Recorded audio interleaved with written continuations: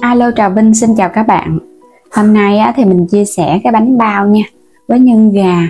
Bánh thì rất là ngon luôn, được kết hợp với cái màu xanh tự nhiên từ cần tây, thơm phức Dù là mới học làm, các bạn cũng vẫn làm thành công cái bánh bao ngon cho cả nhà thưởng thức luôn á. Bây giờ thì mình cùng vào bếp luôn ha. Ở đây là mình có một cái cây rau cần tây này các bạn. Cái cây rau cần này nó lớn dữ lắm luôn á, bề ngang nó bằng hơn cái bàn tay của mình luôn á, lớn mà nó tốt nữa. Đố các bạn là mình mua cái cây rau cần này nhiêu tiền nè, cũng rẻ lắm nha. Bây giờ thì mình sẽ cắt cái phần gốc bỏ đi, cái cọng mà nó hơi già già đó thì chút nữa các bạn có thể dùng để xay. Mình sẽ cắt khúc ra ha, cho nó gọn gọn để rửa cho nó sạch, rửa cho nó loại bỏ cái phần bụi bặm dơ ở trong cái rau cần á. Cái phần mà cái bẹ non này thì mình sẽ xắt ra để làm phần nhân cho bánh bao.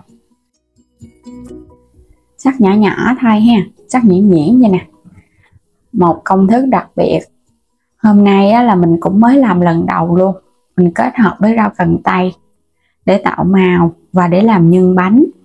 Còn cái lá mà xanh đậm nó hơi già vậy nè, các bạn sẽ lấy để mình xay nha. Mình dùng cái cối xay mini, cối này vào phần mô tả video có đường link bấm trực tiếp vào và mua. Có 100 mấy thôi mà mình xài bền dữ lắm. Thêm vào khoảng 200 ml nước để mình xay. Xay chút xíu là nó mịn nè. Lọc nó lại thì mình sẽ bỏ cái xác rau cần. Mình sẽ lấy cái nước cốt khoảng 200 ml đó. Mình có ở đây là 350g cái loại bột mì cao cấp ha.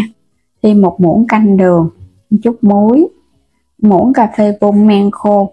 Loại men ngọt làm bánh mì thì mình cũng có bán ở trong kênh luôn á, bột cũng như là men và dụng cụ làm bếp. Các bạn cho muỗng men vào thau, rồi cái mình thêm một muỗng canh đường nè, 100 ml nước rau cần tây.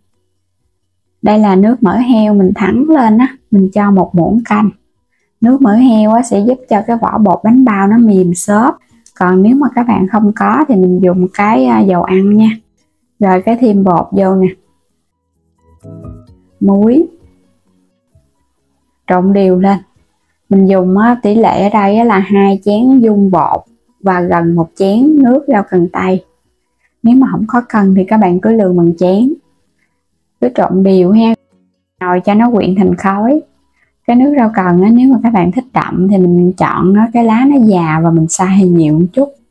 Nhưng mà đậm quá là nó sẽ bị hăng mùi, nên là các bạn làm cũng vừa vừa thôi ha. Rồi bây giờ sẽ ủ 1 tiếng rưỡi đồng hồ. Làm nhân bánh thì mình có cái nạc ức gà nè, mình dùng ở đây 300g. Thái hết cái phần da và xương vỏ. Các bạn sẽ xắt ra sợi sợi cho nó nhỏ nhỏ, đều đều vậy nè. Mình dùng cái nạc gà thì ăn nó cũng ngon. Rồi cái mình xắt lại cho nó vuông vuông hạt lựu. Mình xắt xong hết rồi nè.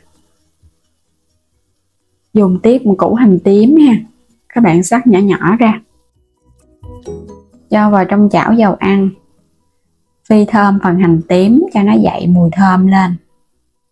Rồi cái mình cho cái phần thịt nạc gà vô để xào. Mình làm cái phần nhân hôm nay giống như là thịt xá xíu vậy đó, nên là mình xào cho nó săn thơm. Cái cho cái phần hành tây vô, nêm 1 muỗng cà phê hạt nêm, 1 muỗng cà phê đường, muỗng canh dầu hào, tiêu xay. Rồi trộn đều lên cái cho nó quyện cái phần gia vị vào trong nhân. Mình pha cái nước bột năng để giúp tạo cái độ sệt. Các bạn pha vừa vừa thôi, mình cho vô từ từ vậy nè. Bột năng cùng với nước pha cho nó hơi sệt sệt, cái là trộn vô được rồi. Phần nhân của mình nó kết dính vậy là ngon. Mình tắt bếp luôn. Ủ bột được 1 tiếng rưỡi đồng hồ. Các bạn có thể kiểm tra, mình thấy bột nó nở gấp đôi vậy là bột nó đã đạt rồi nè. Các bạn sẽ lấy bột ra ha, mình ủ một bước duy nhất thôi. Ủ đến khi mà nó nở gấp đôi cái khối bột. Phủ chút xíu bột mì nữa rồi cái mình gập bột lại. Chia bột ra luôn. Cái bánh này là mình làm phần vỏ bột nó sẽ hơi mềm, Thì bánh mà các bạn làm bột mềm á, nó hơi khó tạo hình, nhưng mà khi hấp xong cái bánh nó mềm ngon. Phủ chút xíu bột áo nữa rồi cái mình lặn cái viên bột ha. Bột này mình làm mềm ngon lắm nè. Nhưng mà nếu mà các bạn làm không quen á thì các bạn có thể giảm cái lượng nước rau cần lại chút xíu. Mình làm cái kiểu bánh xá xíu á, cho nên nó là mình làm cái vỏ bột hơi mềm. Qua tròn lần lượt rồi để qua bên. Sẽ cán sơ qua một lần, xong rồi các bạn sẽ cán lại lần thứ hai nè. Cái cục bột đầu tiên á, mình lấy mình cán lại lần thứ hai. Là bây giờ mình đi gói nhân được rồi đó.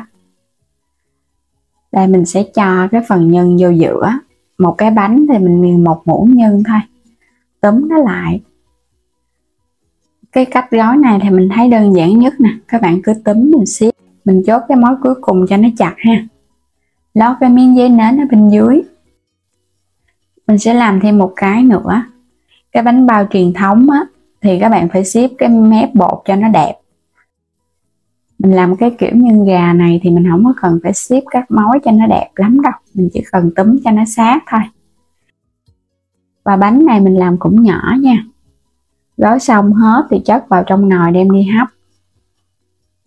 Mình đã bắt sẵn nồi nước sôi, hấp với lửa trung bình cao trong vòng 8 phút.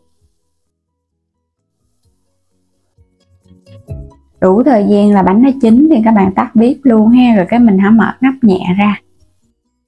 Thơm phức luôn á các bạn.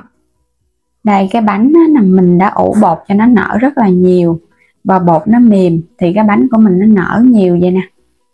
Tuy nhiên á, thì cái lớp da bên ngoài nó sẽ hơi không được láng chút xíu, là do bột mình đã ủ nhiều và bột cũng hơi nhão mềm á. Còn nếu mà các bạn làm cái phần bột nó khô giống như cái bánh truyền thống á, thì phần da nó căng mịn luôn. Bánh nào bánh nấy nó nhẹ tênh nè các bạn, nó xốp dữ lắm. Bẻ ra bên trong nè, nó nhẹ giống như là mình cầm cái bông mút luôn á. Bột rất là xốp, nhưng thơm cực kỳ luôn á. Các bạn làm thử ha, nhưng rau cần nó thơm quá chừng luôn. Kết hợp với gà nữa, ăn nó lạ miệng. Thay vì mình làm bánh bao bằng thịt heo suốt thì bây giờ mình đổi khẩu vị ha, làm thịt gà kết hợp với cần tây. Cầm cái bánh lên đó, các bạn cảm giác nó nhẹ và nó xốp thì cái bánh của mình mới thành công. Còn khi mà hấp xong mình cầm lên nó nặng dịu chịu là cái vỏ bột của mình nó đã bị chai, nó không thành công á. Ngon quá. Và bây giờ thì cảm ơn các bạn đã theo dõi hết video của mình nha. Nếu như chưa đăng ký thì bấm đăng ký ủng hộ mình và mua thêm các sản phẩm ở trong kênh ủng hộ mình nha. Xin chào tạm biệt và hẹn gặp lại các bạn ở những video tiếp theo.